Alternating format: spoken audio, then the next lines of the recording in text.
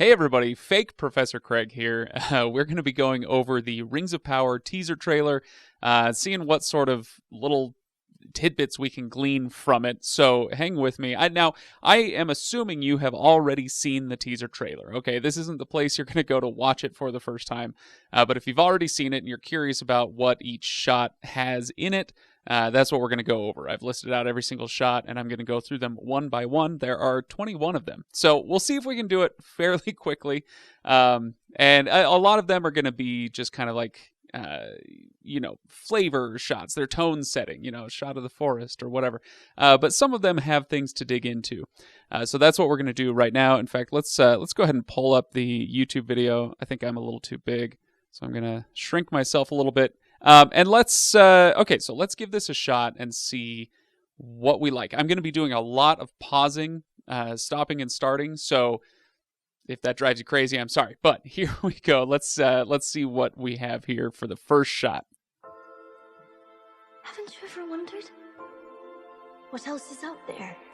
Okay, so the first shot, this is Numenor. Now, how do I know that? It actually looks a lot like Mithlond, the Grey Havens, if you remember the end of The Return of the King, when Frodo, etc., they all get on the boat and sail off into the west. It looks a lot like that, right? Kind of a little harbor area with the nice statues and delightful elven architecture and all that. But if you look in the background here, I think my mouse is showing up there. That is Meneltarma, the mountain in the middle of the island of Numenor.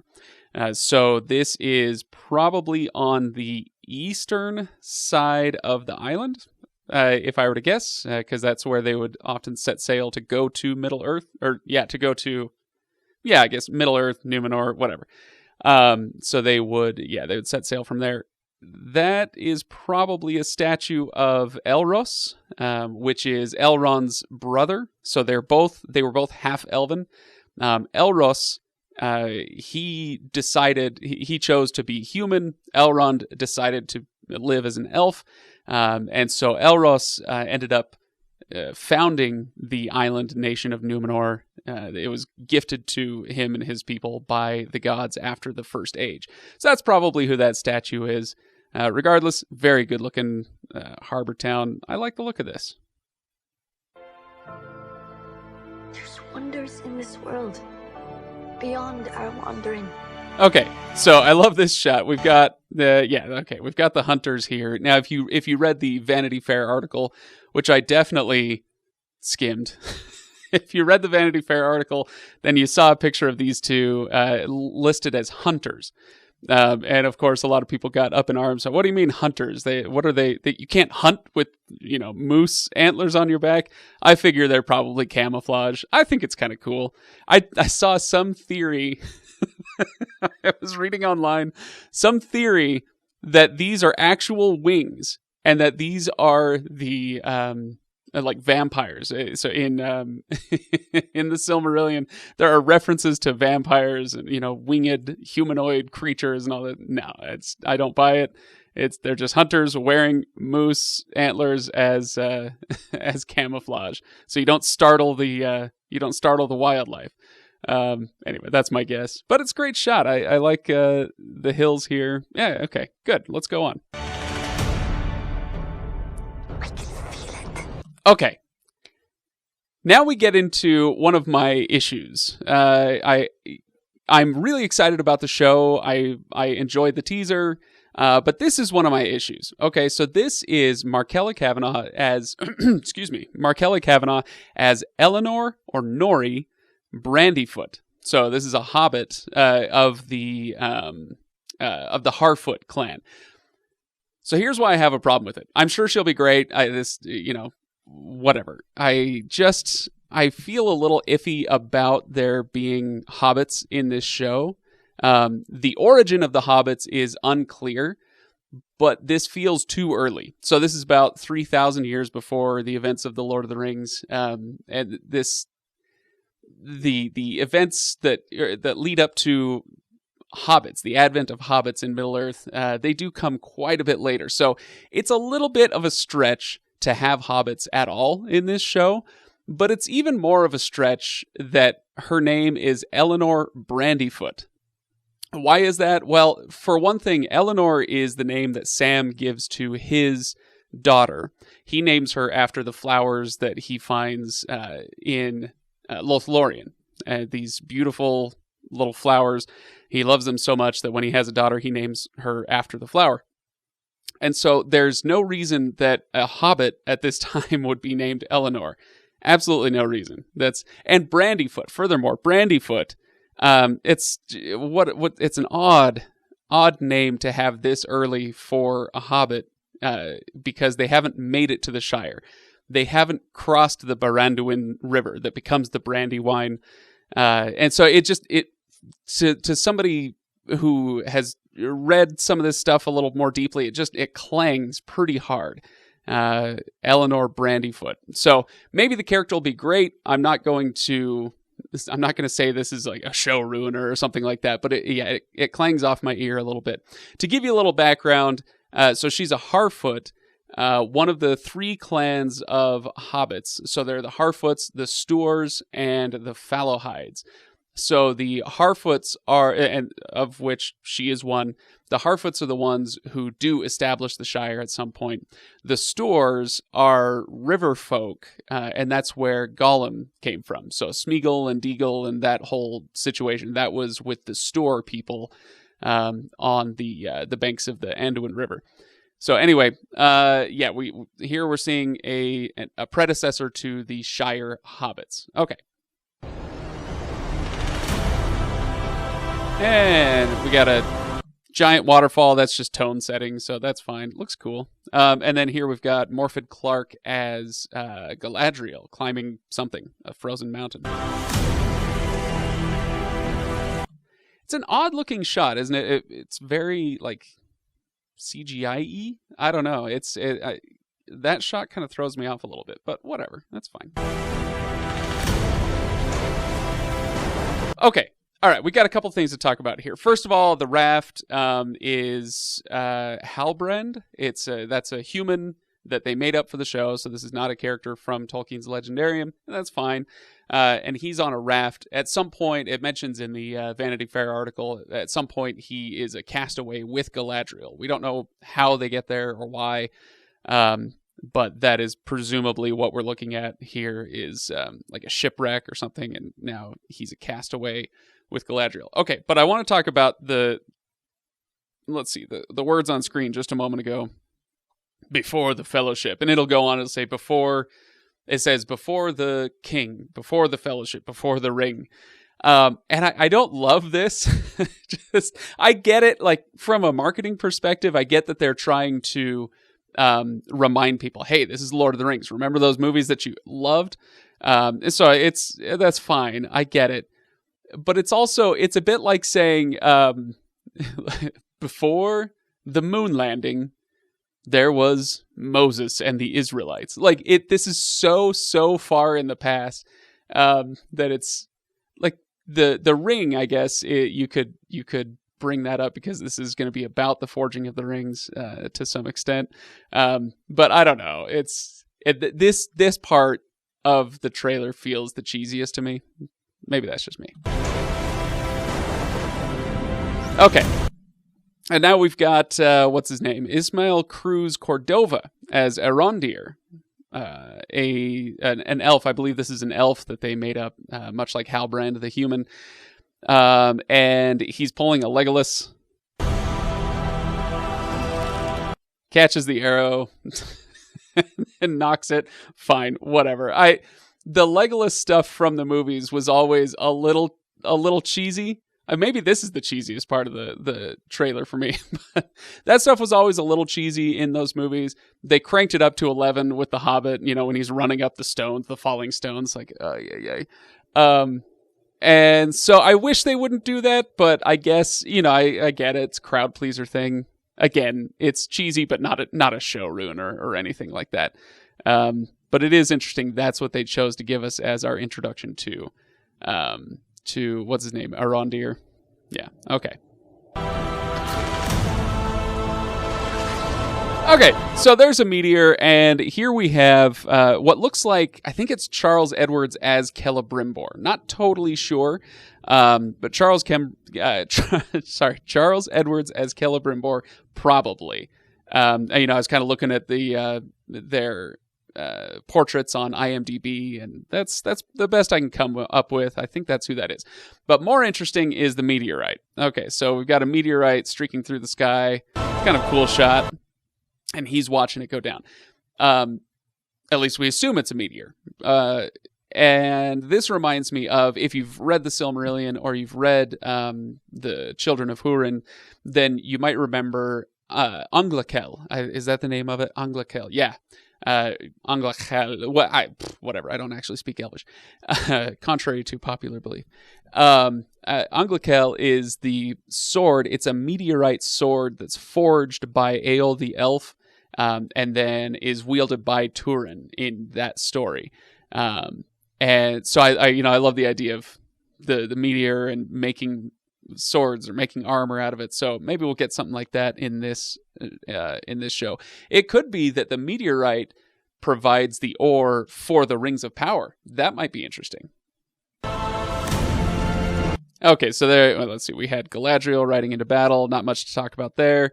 Galadriel facing off against something. Okay, so it was something. Let's go back. Let's see if we can get a little shot of it. No, it was a little further. There we go. All right, so some kind of beast. It looks like, I don't know, it's kind of like a troll. It's got a beard going on. It looks like rocks on its back. So it could be some kind of early troll, but it also could just be something else. One of the great things about Middle-earth and the history of Middle-earth and all that stuff is that there's a lot that's just not explored, and it's just left open for your imagination. And so there are, like, the Balrogs are fallen Maiar from before, from out of time, right? And they clothe themselves in these fire and shadow bodies. But there were a lot of other Maiar that came down and became creatures, like Ungoliant and like Gandalf, for instance. There's a lot of those. And so this could be some creature like the Watcher in the Water that we just haven't ever encountered in Middle-earth up to this point. And the Amazon team that was writing this was like, hey, wouldn't it be cool if she came across, some crazy creature like that? Or it could just be an early cave troll. I don't know. We'll see. Okay, so let's see. We had a nice forest look, and then here we have Owen Arthur as Prince Durin IV. And he's going to be a pivotal character in the show. And I'm good with this one. This is actually the correct timeline. This show is taking place kind of at the end of the Second Age and the beginning of the Third Age, and that's when Durin IV lived. So the earliest dwarves, there were 7 fathers of the dwarves, one of whom was Durin, and the dwarves believe that king keeps getting reincarnated. And so every few hundred or a few thousand years, there's another Durin who looks and acts just like, the very first Durin. And so this is Durin IV. He's king of the dwarves at this point, and they say he's going to be a central character in the show.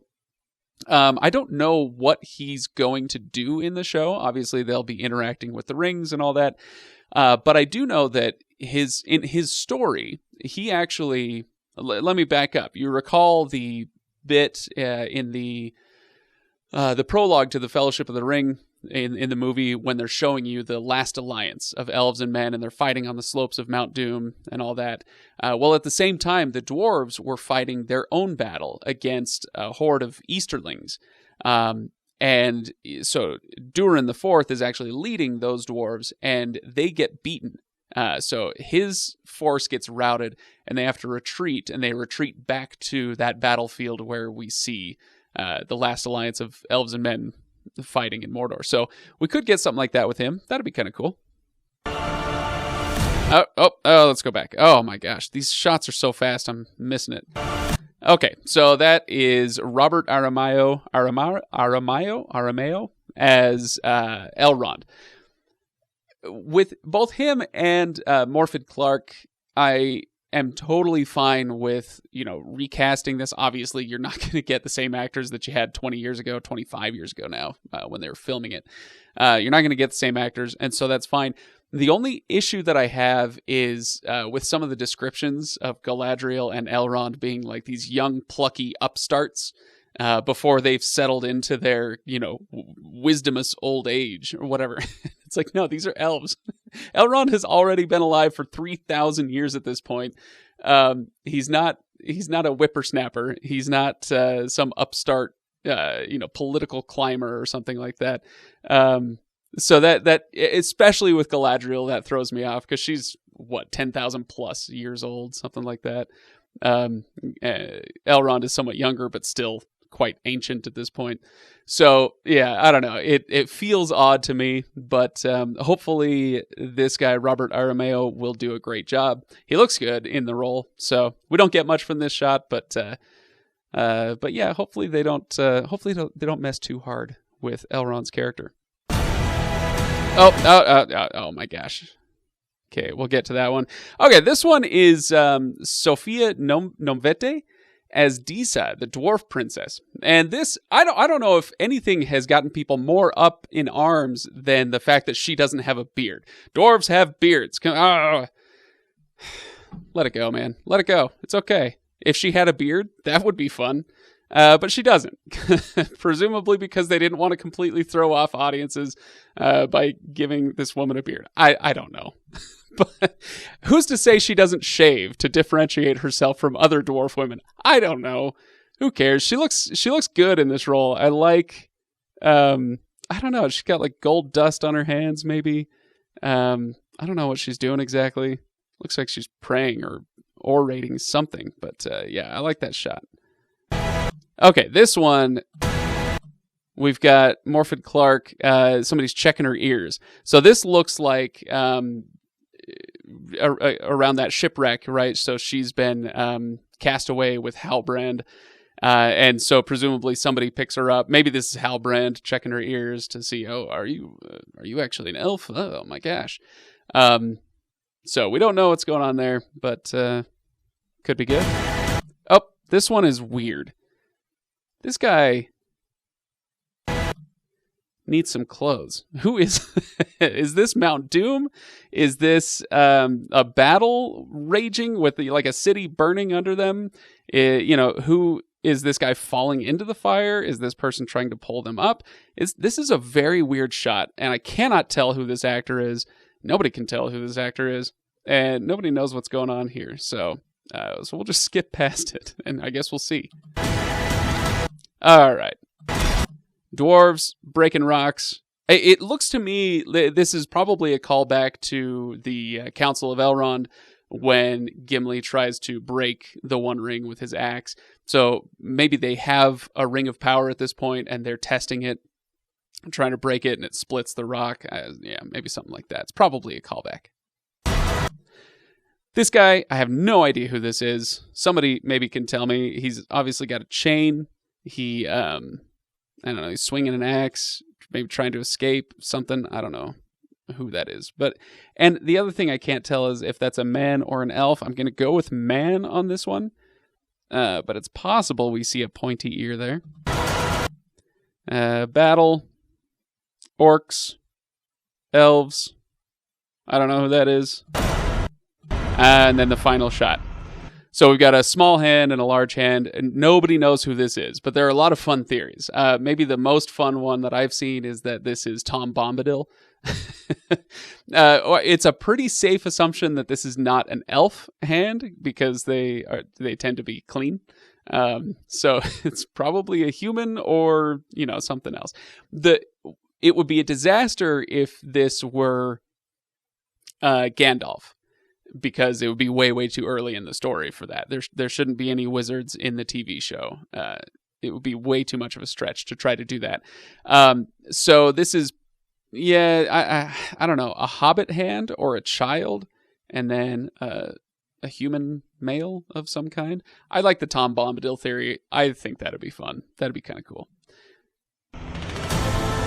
And there you go. All right, so September 12th. I think, we've got a date. We've got some images. We still have no real insight into the blow-by-blow of the story, but so far it's looking good. I kind of like it. I am interested to see what you guys think. Obviously, there are things. I skimmed the Vanity Fair article. I'm sure there have been other tidbits dropped on Twitter or whatever. And so if there are things that I missed, go ahead and drop them in the comments. Let me know. If there's a confirmed bit of lore, let me know. Likewise, if there's a theory that you have some basis for, go ahead and throw that down there as well. I'd love to hear it. So thanks everybody for watching. I hope everybody's excited for the Rings of Power. I'm excited for it. It could suck, but I doubt it will. And if you are a person who can't stand even minor changes to the lore, then calm down. It'll be fun. Let's have some fun with it. Let's enjoy the show. And I'll see you all next time.